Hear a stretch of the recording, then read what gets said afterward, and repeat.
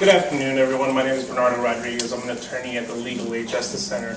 So, moving right along, how do you apply? What's the application process? There are three forms, the I-821D, I-765, and I-765WS. Those are available on the USCIS website, www.uscis.gov. And on those forms, you're going to have to put biographic information, and you're going to have to include supporting documents, which we're going to talk about right now.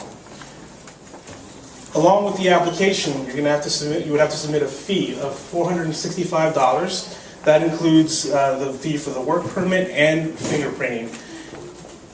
To pay the fee, you would submit a money order to the U.S. Department of Homeland Security. There are no fee waivers, unfortunately. There are fee exceptions in very limited circumstances. However, they're pretty extreme, such as being homeless or disabled. So most people are going to have to pay those $465. Everyone is required to have a background investigation. And because of that, it's very important to be 100% honest on your application about arrests, citations, run-ins with law enforcement, immigration history. It's just not only just generally good to tell the truth, but especially for these purposes, you need to be 100% honest, because if you're caught lying, it could be a really big problem. And just don't rely on the background investigation to tell them everything. It's up to you to give the information. It's up to you to give a 100% accurate picture of yourself. So, some other considerations in the process: there won't be an interview except in unusual circumstances. Make sure your application is complete, because you might get what's called an RFE, a request for evidence, which will almost certainly delay the application process. And the most important thing here is there's no right to appeal. You get one shot at this. So make sure you take advantage of it, you do it right. That's why we tell folks, if they can afford it, to go see a lawyer or to go to one of these workshops that many of our partner organizations are doing. Please avoid notarios, people who are not licensed to practice law and who do not have experience or have not been trained in immigration law. So what are the documents that you're going to need? Because that's the most important thing here in many ways. Because that's how you're going to prove that you qualify, that you're going to prove all the elements that the policy requires for granting the deferred action. So to start off, documents that prove age. So folks that have not yet turned 31 as of June 15th, 2012. Birth certificates, that's probably the most obvious one. If they're in a different language, they have to be translated. Also, you can use passports or another government-issued ID, cédulas, other national IDs, matricula, DUIs, anything that your home country issued to you that's an official government document that has your information on it would be helpful. This is also an important document to have, because you need to have identification when you go in and do your fingerprints. If you don't have one of these documents, these government-issued documents, or if they are expired, renew them or obtain them now.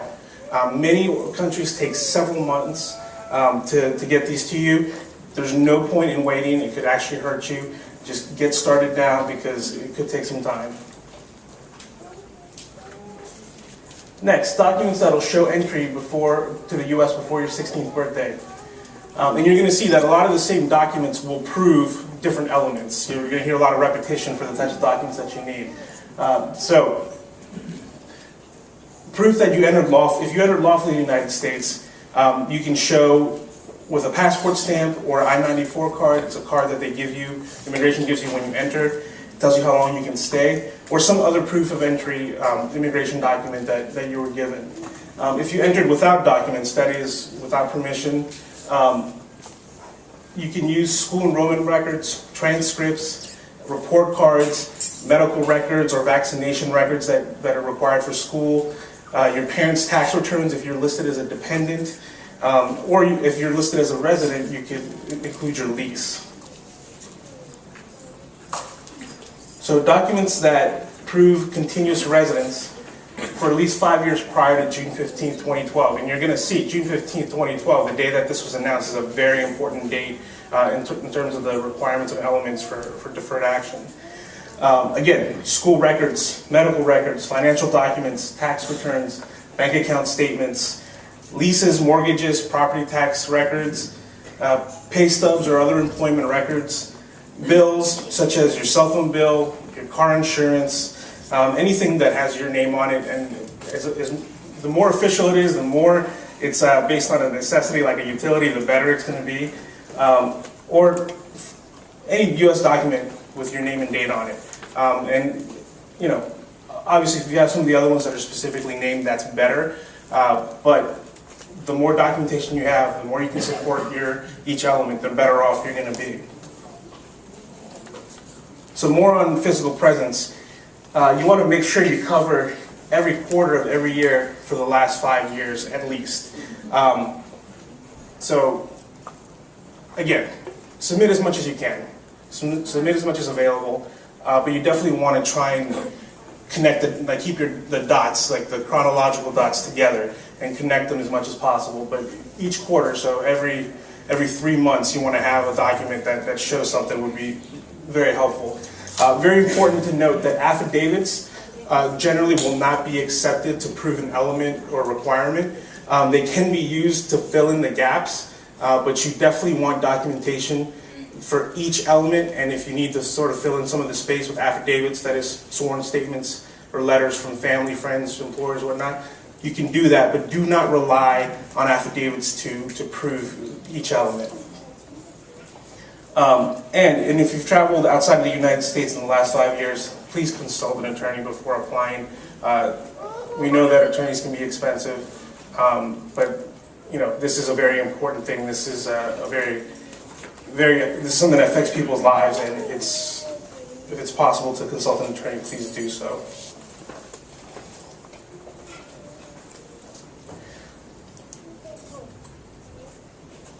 So, moving on to documents that prove physical presence on June 15th, 2012, and that you have no lawful immigration status. Again, as before, phone bills, pay stubs, bank statements covering the date June 15th, 2012. And if you don't have that exact date, if you have something near it, June 14th, June 16th, that's good too.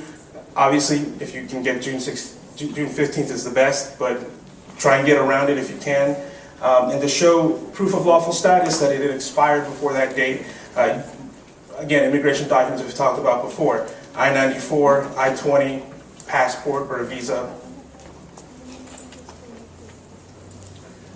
So here's the big one of the big requirements, showing that you were currently in school, have graduated from high school, obtained a GED, or have been honorably discharged from the armed services or the Coast Guard.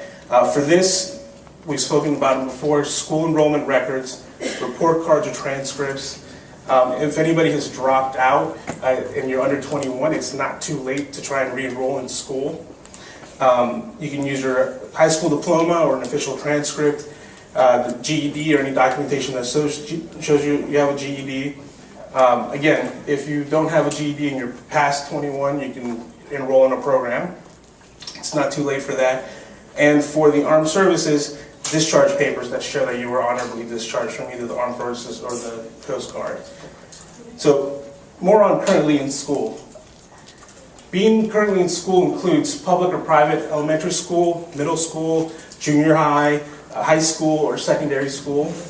Or it can include an education, literacy, or career training program that leads to placement in post-secondary education or job training or employment. Or it includes education programs that assist students in either obtaining a high school diploma or a GED. Again, it's not too late if you don't have a high school diploma and you're under 21, or if you're over 21, it's not too late to enroll in a GED program. So how do you obtain school records? Most schools districts are required to keep most of folks' records. So as long as you can locate your school records office, that shouldn't be a problem. It's actually not that hard. most people are here internet savvy. You can just look online, go in person and request it. If you get any school documents, we advise strongly that you get them certified by the registrar or anybody else that's authorized to register to certify documents. I know we're in Arlington right now, but Fairfax County Public Schools, the process is if you're currently attending, you just go to your current school and ask them for the records. If you've been there within the last 5 years, talk to your current school. If it's been more than 5 years, then you have to go to a central records office. The address is right here, FCPS Records Center, 3701 Franconia Road, Alexandria, Virginia, 22310. So, immigration records. You want to start finding, you want to use records of all your previous applications to immigration, any lawful entries to the United States, or any other immigration-related records, anything that comes from the U.S. federal government, or even your embassy if it's related to immigration. You want to gather any paper, absolutely any paper that you've sent, or copy that you have that you've sent to immigration, or that you received from immigration, and send it in. Remember, more is better for this. Documentation is what you need to show that you meet these elements.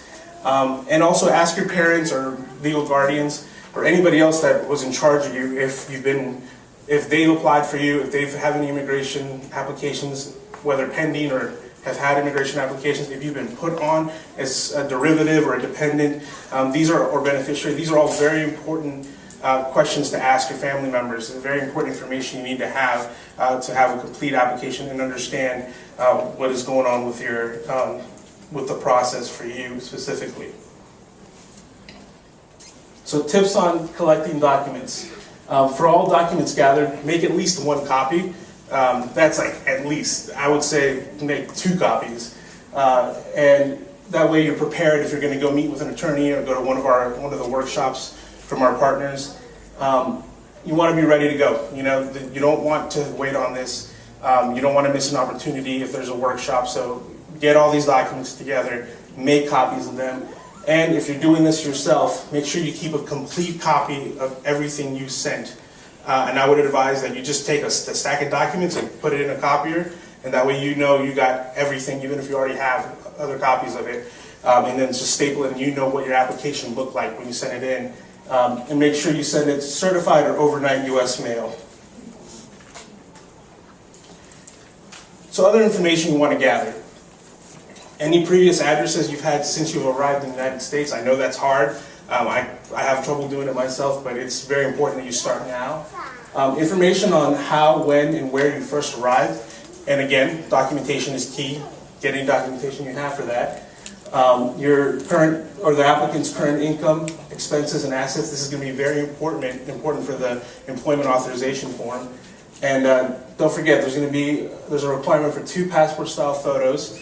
There's a $465 money order to the U.S. Department of Homeland Security. And again, documentation, that's everything. Make sure that you start gathering it now, and you can't overdo it. Just don't do too little. I'm going to turn it over to Simon Sandoval Motionberg right now to finish up for us.